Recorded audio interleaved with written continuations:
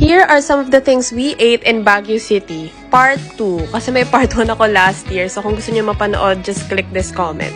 So first is Oh My Gulay. Isa sa may-ari nito si Kidlat Tahimik and other artists. So very Instagrammable yung place. And vegetarian nga pala yung menu nila. So ayan, lahat ng sinaserve nila malamang vegetarian. So for refreshments, we had yung limonada and manga fresh. And kita naman sa reaction ko na nasarapan ako dun sa manga. And ito yung saksakan na sisig. Ito talaga yung gusto kong matry. Vegetarian sisig siya. Very generous yung serving. Malaman. Hindi mo ma-feel na vegetarian siya. Ang sarap, guys. Nakuha pa rin niya yung essence ng sisig. We also had this bandilang pula na may mountain rice, vegetables, omelette, tofu na masarap din naman. Very filling. And this General Luna's punyetang shiitake.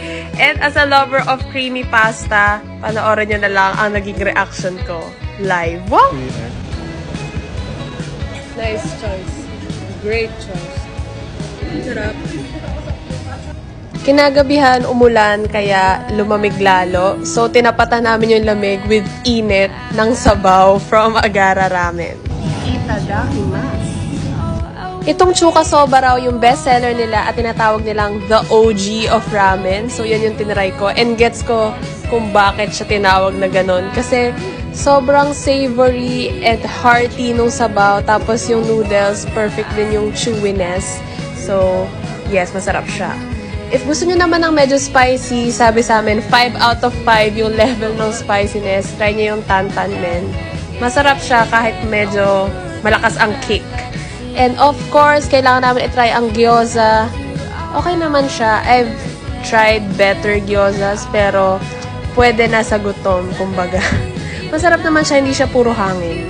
Lastly is Cafe by the Ruins. Medyo may waiting time dito, so be prepared lang, lalo na kung pupunta kayo ng breakfast, brunch, or lunch. So sana maintindihan nyo ba't ang dami naming in-order dito. Una na dyan yung okoy. Di talaga ako kumakain nito, pero nagustuhan ko yung lasa and yung texture nila. And na-inlove ako sa suka nila. Ang sarap, guys. Next is the forest stream soup na okay lang. For drinks, tinry namin yung papaya shake. Mayaw ng papaya.